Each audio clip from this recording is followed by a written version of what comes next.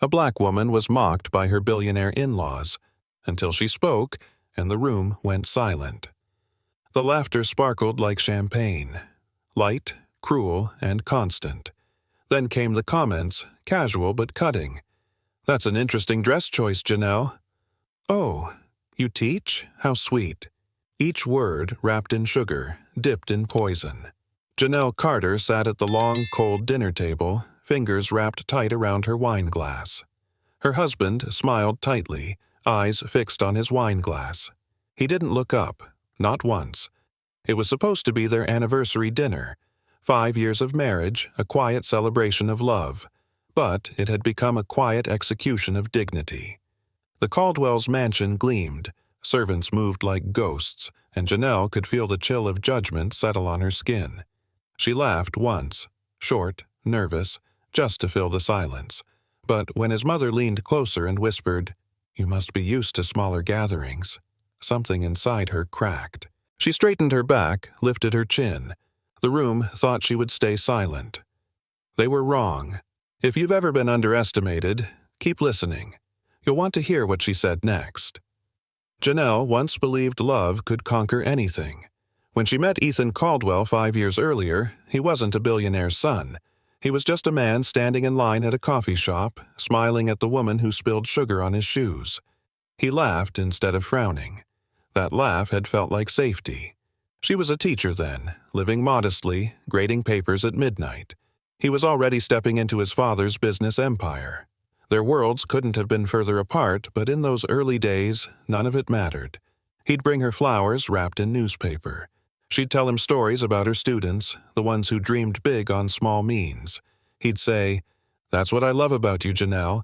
You see gold where others see dust." And when he proposed on the beach at sunset, she said yes without hesitation. No doubts, no fear. She thought his world would adjust to hers, that kindness would bridge the gap between privilege and purpose. Back then, the future looked simple, a life built on love, not wealth. She didn't know that love inside the wrong room can sometimes feel like standing in a spotlight with no warmth at all. The Caldwells were more than a family. They were an institution. Old Southern money polished by New Age business. Ethan's father, Richard Caldwell, built his empire on risk and reputation. His mother, Eleanor, guarded the family name like a crown jewel. Every photograph on the mansion walls told a story of power. Charity galas, fundraisers, board meetings. Never a hair out of place, never a wrinkle out of control. Ethan's sister, Victoria, married a venture capitalist and spoke about her Hamptons property as if it were a birthright. His younger brother, Adam, followed Wall Street trends like religion. To them, success wasn't a dream. It was an expectation. When Janelle entered their orbit, she brought something they didn't recognize: authenticity. She didn't speak the language of the mergers or stock options. She spoke of students, of books, of believing in people. They smiled politely, like tourists in a foreign land. At first, she thought she could learn their world. But the truth was simpler. They didn't want her to learn it. They wanted her to remember where she came from. And for a long time, she did. Quietly, carefully, like walking barefoot on glass. She still remembered the first dinner, the scent of roses mixed with fear. The Caldwell estate looked like something out of a magazine. White pillars, manicured lawns, servants opening doors before she could reach the handles. Eleanor Caldwell greeted her with a smile that never touched her eyes. "You must be the teacher?" The pause before teacher carried an entire history of judgment. Richard shook her hand as if sealing a business deal. Victoria offered air kisses, already scanning her dress. Janelle had worn pale blue, modest and graceful, but she could feel the fabric shrinking under their gaze. During dinner, conversations floated around her like smoke: investments, art collections, overseas retreats. When she spoke about her classroom, the table grew quiet, as if education were an amusing hobby. Ethan tried to ease the silence with jokes, but each one fell flat. When they left that night, he squeezed her hand and whispered, "They'll warm up to you." She smiled, pretending to believe it, but deep down she knew some rooms were never meant to feel warm. That night, she promised herself to try harder, not knowing how much that promise would one day cost her. 5 years later, Janelle stood before her closet, holding the black dress. Simple, elegant, paid for with months of saved paychecks. She'd bought it for moments that mattered, and tonight was supposed to matter most. Outside, Charleston's evening light painted the sky gold, but her stomach twisted. She hadn't seen the Caldwells since the holidays. She told herself things were better now, that they had accepted her, that Ethan's quiet lately was just stress, not avoidance. He waited by the car, already dressed, his phone glowing with unread messages. "You look beautiful," he said without looking up. The compliment fell flat, like a line rehearsed too many times.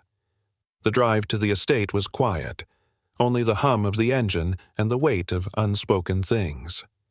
When they arrived, she touched the fabric of her dress, grounding herself.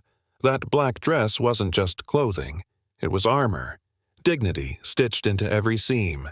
As she stepped into the mansion's light once again, the same cold air met her. Different night, same faces.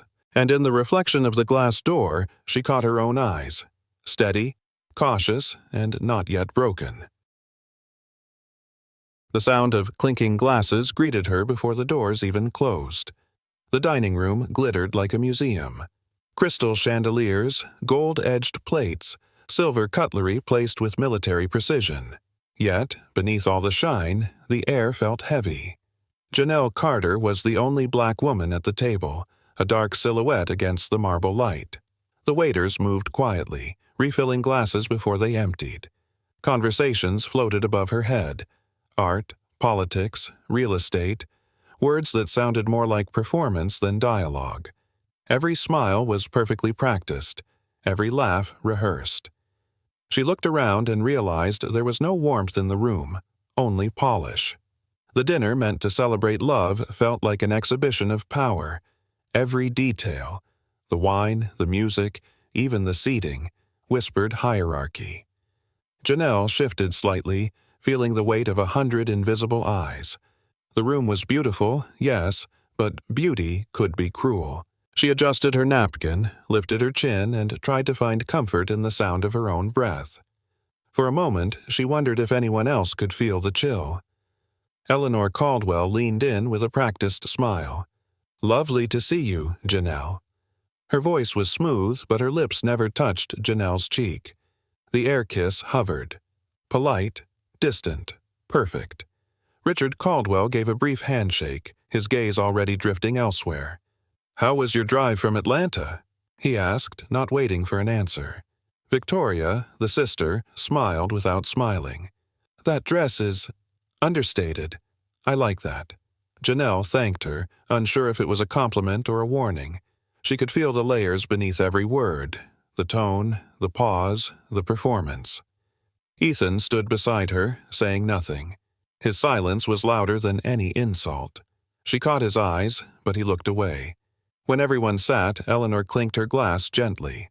"To family," she said. The toast hung in the air, brittle and cold. Janelle raised her glass too, her hand steady. "To family," she echoed softly. But inside it didn't feel like family at all. It felt like she was sitting among strangers wearing love as a mask. Dinner began with laughter. Not hers. Victoria stirred her wine, her tone light and deliberate. "We just got back from the Hamptons. The weather was divine."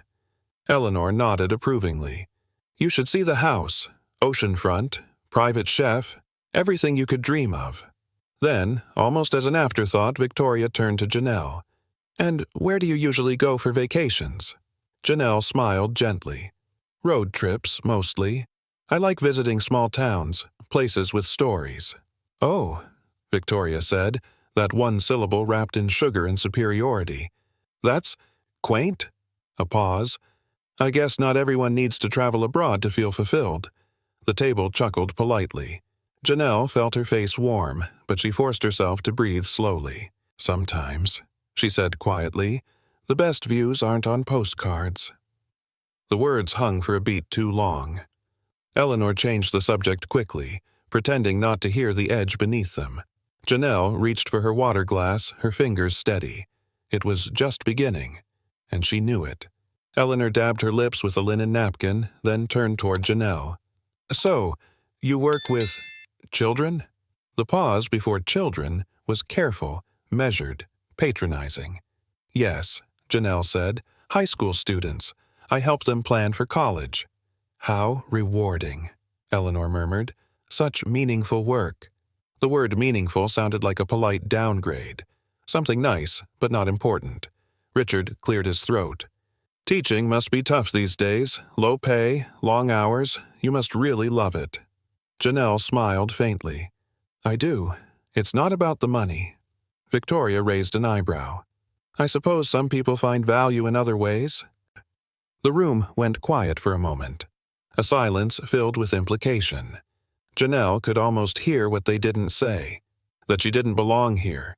That her worth was measured in paychecks and pedigree. She sat taller, folding her hands in her lap. "I guess I do," she replied calmly. Her tone was gentle, but her eyes didn't flinch. Richard lifted his wine glass, his voice booming with confidence. "We just closed a major deal last week. 8 figures. Complex, but that's the thrill of it." He glanced toward Janelle, smiling as if explaining something to a child. "I don't expect you to understand the intricacies, but it's fascinating work." Janelle nodded once. "I'm sure it is." He continued, describing partnerships, investors, risk. Each word was another wall built between them. Ethan stared at his plate, his silence deepening. Victoria leaned in, laughing. "Dad, not everyone enjoys finance talk." "Oh, I'm sure Janelle's used to simple things," Eleanor added lightly. "That's part of her charm." The words struck like a spark in dry air. Janelle's hand tightened around her fork, but her voice stayed calm. "Simplicity isn't always a weakness," she said softly. "Sometimes it's clarity." The table fell quiet. Only the chandelier above dared to shimmer. For the first time that night, Eleanor blinked, caught off guard by something she couldn't label. The tension at the table thickened like smoke. Janelle's heart pounded, but her face stayed still. She reached for her glass, trying to steady her breath. Then she felt it. Ethan's hand resting on her knee under the table. A quiet warning. It wasn't affection. It was a request to stop, to stay silent. His thumb moved slightly, a message only she could read. "Don't." Her chest tightened. He wasn't defending her. He was containing her. Every laugh around the table felt sharper now, each word cutting a little deeper. She forced a small smile, the kind that hides pain in plain sight. Inside, though, her thoughts raced. How many times had she bitten her tongue to keep peace? How many dinners had she survived by pretending not to notice? Across the table, Eleanor was already turning to Victoria, discussing art auctions as if nothing had happened. Janelle sat perfectly still, her hands folded, her silence flawless. For everyone else, the dinner went on. For her, something had cracked. Quietly, invisibly. The first break in the wall she'd built around herself. Victoria set down her glass, eyeing Janelle's curls. "You're brave to wear your hair like that tonight," she said lightly. The room went still for half a second. Janelle looked up, calm and steady. "It's not brave," she replied. "It's just me." Victoria's smile flickered. "Of course, I just meant not everyone can pull that off." Janelle didn't answer. She didn't need to. The air shifted, fragile and tight. Across the table, Eleanor pretended to be interested in the wine list. Ethan glanced at his sister, then at Janelle, but said nothing. His silence felt heavier than the chandelier above them. Janelle smoothed the fabric of her dress, feeling the heat of every stare.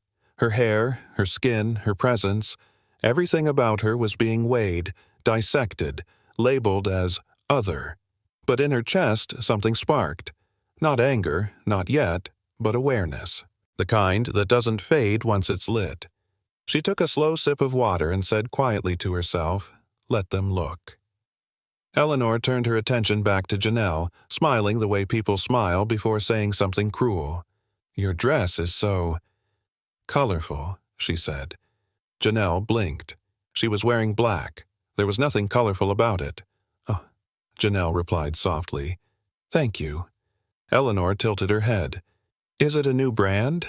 I don't think I've seen that designer before. Her voice was sweet, but her eyes searched for shame. Janelle touched the hem of her dress, the one she had worked and saved for, the one that made her feel beautiful when she left the house. Yes, she said simply. It's mine. For a brief moment, the table fell quiet. Even Victoria looked uneasy. Then Eleanor laughed lightly, moving on as if nothing had been said. Janelle smiled back, but the warmth was gone. That single comment had turned pride into doubt, beauty into something to defend. The chandelier above shimmered, reflecting every mask in the room, including hers. The laughter faded. The conversation slowed. Only the clinking of silverware filled the air. Janelle felt every sound sharpen, every breath louder than it should be.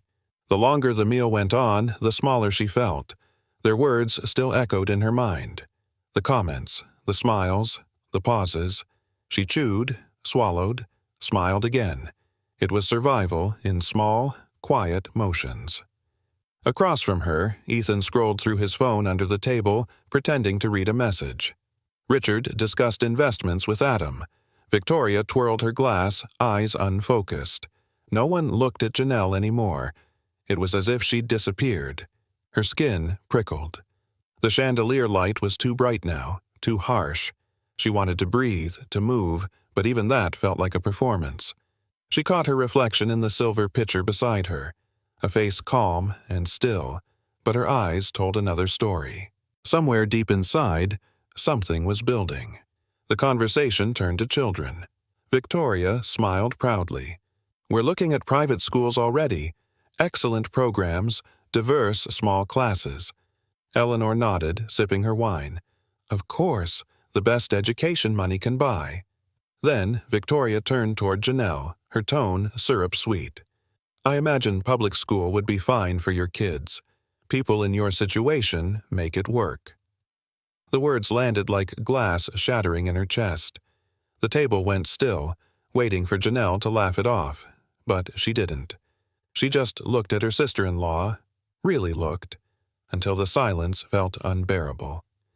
Ethan shifted in his chair but stayed quiet. Janelle's hands rested on the table, calm, deliberate. Inside, her pulse was thunder, years of restraint pressed against the surface. She smiled slightly, but her eyes had changed. The dinner might have felt like a performance before, but this was no stage. Something inside her had finally decided to rise. For a moment she waited, for Ethan to say something, to stop it, to be hers again. But the silence came first. Janelle looked across the table at Ethan, her husband, the man who had promised to stand beside her. He stared down at his plate, pushing food that had already gone cold. His silence screamed louder than any insult. He didn't defend her. He didn't even look at her.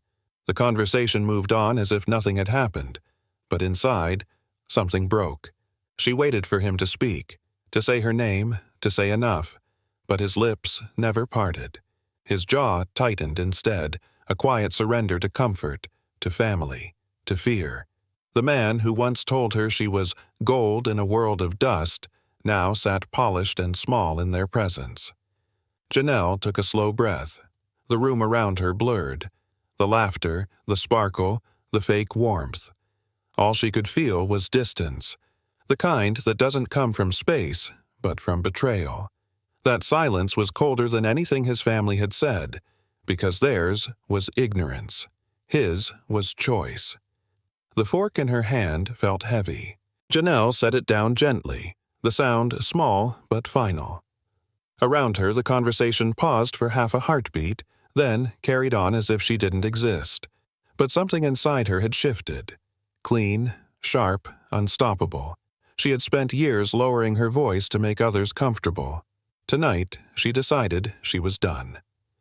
She glanced at Ethan one last time. He still wouldn't meet her eyes. That was all the answer she needed. Her hands no longer trembled. Her back straightened, her breathing steady. For the first time that night, she didn't care what they thought. She had been quiet long enough. The shame was no longer hers to hold. When Eleanor's laughter filled the air again, Janelle smiled faintly. The kind of smile that comes before truth. Every insult, every glance, every moment of being small had built to this. The next words out of her mouth would change everything.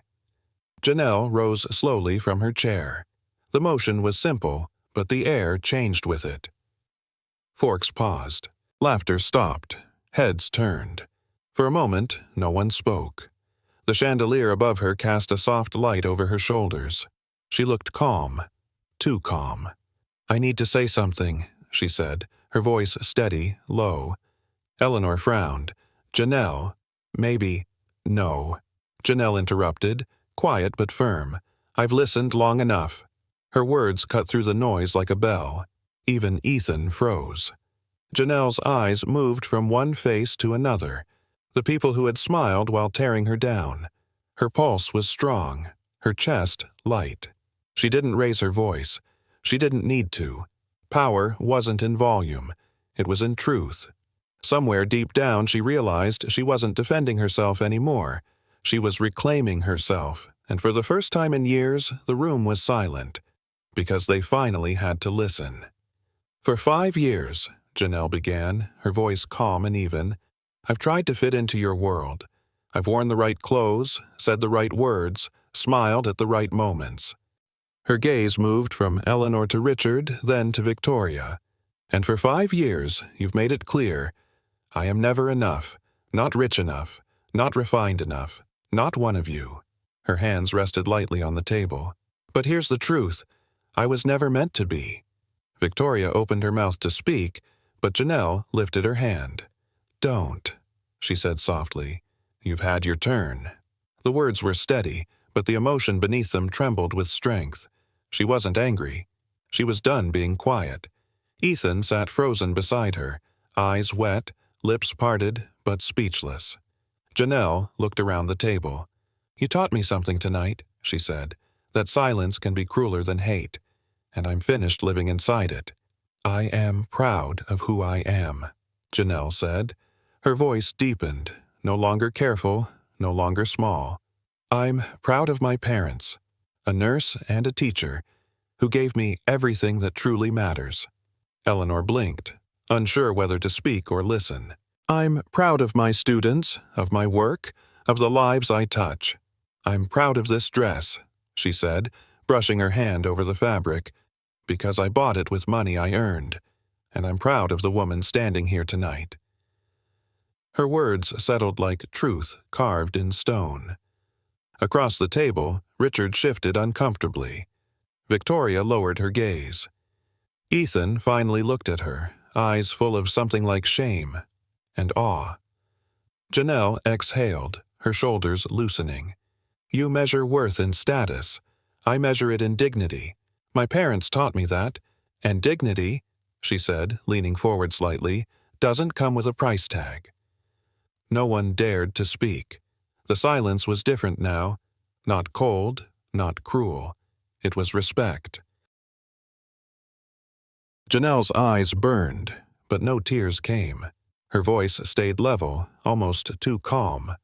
"I'm proud of my life," she said, her gaze steady on Eleanor. "What I'm not proud of is letting you make me small." The words lingered, heavy and soft, filling every corner of the room. No one moved. No one dared to breathe. "I spent years trying to shrink myself to fit into a space that was never meant for me," she continued.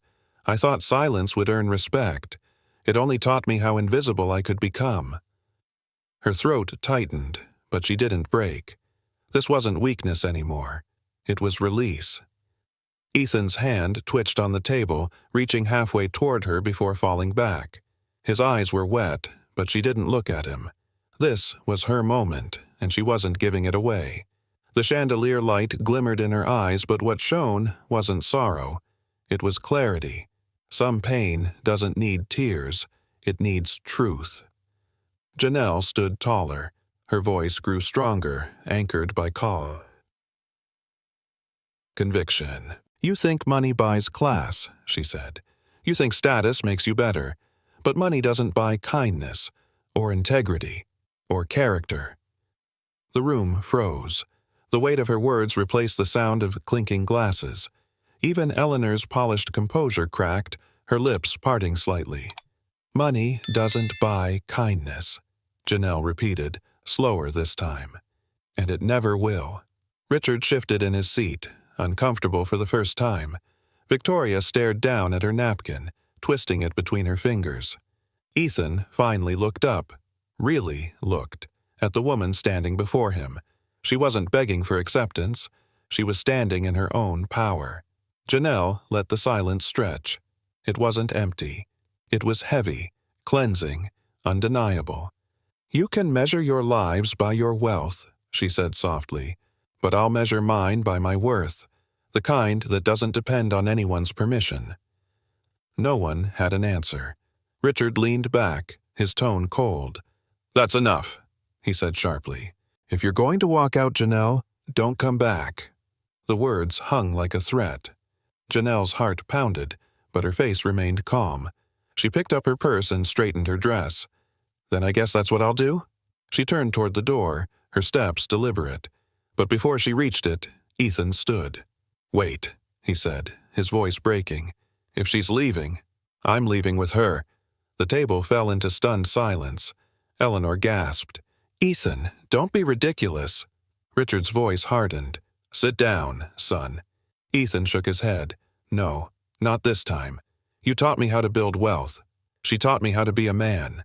He walked to Janelle's side, his hand finding hers. For the first time, she didn't pull away. They stood together, not as a wife and husband performing, but as two people finally choosing each other over fear. The room froze again. For a second, no one knew what to do, until Eleanor's voice, small and breaking, cut through the silence. "Wait," Eleanor said suddenly. Her voice cracked, trembling in a way it never had before. "Sit down, please." Janelle stopped, unsure if she'd heard correctly. Ethan hesitated, his grip still firm around her hand. Eleanor rose slowly, her perfect posture faltering. "I was wrong," she said. "All of it." Her words wavered, soft but raw. "I judged you before I knew you. I mocked you because I was afraid of losing control." The family watched in silence. Richard's brow furrowed. Victoria's eyes welled up. Eleanor's gaze met Janelle's, steady but fragile. "You don't owe us grace, but I owe you an apology." For the first time that night, Janelle saw no superiority in her eyes, only humanity. She nodded once, quietly. Not forgiveness, not yet, just understanding. Sometimes healing doesn't roar, it whispers. Eleanor exhaled shakily. "Do you know why I treated you that way?" she asked, voice thin as glass. "Because if you were good enough for my son, maybe I wasn't as important anymore." The admission stunned the table. Richard looked at his wife with disbelief. "I thought I was protecting him," Eleanor continued. "But really, I was protecting my pride." Her eyes glistened. "You threatened the image I built my whole life around, the idea that our way was the only right one. But you proved me wrong." The words were fragile, but they carried weight. Janelle's voice softened. "It takes strength to say that." Eleanor gave a small nod. "It takes more to live it. I hope you'll give me the chance to try." Janelle didn't answer right away. She looked at Ethan, then back at his mother. The storm inside her had finally quieted. Not every apology fixes the past, but this one made the air in the room feel human again. For a long moment, no one spoke. The air was fragile, still carrying the weight of Eleanor's confession. Then Richard cleared his throat, his voice low and unfamiliar. "We should have been better," he said. "No grand speech, no excuses, just that." Janelle looked at him, surprised. The man who had spent the entire evening lecturing on power now sounded small, human. He lowered his gaze. "You deserved more respect than we gave. That's on us." It wasn't a full apology, but it was real. And in a family built on image, realness was rare. Ethan placed his hand on the table, inching closer toward Janelle's. She didn't pull away. For the first time all night, the silence didn't feel heavy. It felt clean, like the first breath after a storm. Sometimes the simplest words carry the most weight. Dinner resumed, but it wasn't the same. The tone had softened, the edges gone. Eleanor asked Janelle about her students, and this time she listened. Really listened. Richard leaned forward, curious. "You said you help them plan their futures. What's that like?" Janelle smiled slightly. "It's the best part of my day, watching them realize they matter." Victoria nodded, her voice quiet. "I think I forgot what that feels like." Laughter returned to the table. Not the sharp, performative kind from before, but something real. The kind that reaches the eyes. The food no longer tasted like tension. The wine no longer burned. Even the air seemed to hum with something lighter. Janelle felt it. The shift from judgment to understanding, from performance to connection. Forgiveness didn't happen all at once. It began like this. Small questions, honest words, and the courage to stay. The night ended quietly. Outside, Charleston's streets were washed in silver moonlight. The drive home was silent, but it wasn't the old silence, not the kind that built walls. It was peace. Ethan's hand found hers on the console. No words, just the warmth of his fingers wrapping around hers. After a long moment, he spoke softly. "I'm sorry, Janelle." She didn't answer right away. The apology was long overdue, but it didn't need more words. He glanced at her, his eyes reflecting the passing streetlights. "I choose you," he said simply. Janelle turned toward the window, smiling faintly. "Then let's start acting like it." He nodded, a quiet promise between them. As they drove on, she rested her head against the seat. For the first time in years, she didn't feel out of place. She felt seen. Sometimes love doesn't shout. It just holds your hand and stays. A year later, the auditorium lights glowed softly as Janelle stepped onto the stage at an education conference. Rows of teachers, parents, and students filled the room. She looked poised, confident, not because of perfection, but because she had stopped apologizing for being herself. "My name is Janelle Carter," she began, smiling, "and your worth is not negotiable." The audience leaned in. "You don't need wealth to have dignity. You don't need approval to have value. You only need the courage to know who you are, and to never let anyone make you smaller than that." In the front row sat Eleanor Caldwell. Her eyes were wet, her smile genuine. When Janelle finished, Eleanor stood first, clapping slowly, proudly. Ethan's hand rested over his heart. Janelle looked out over the crowd, her voice steady. "If I can teach you one thing, it's this. Speak your truth. It will always be enough." The story of Janelle Carter wasn't just hers. It belonged to every woman who had ever been told to stay quiet. Every woman who'd been made to feel small in a room built to keep her that way. She had learned that silence may protect peace, but it also protects injustice. And when one woman dares to speak, the world has to listen.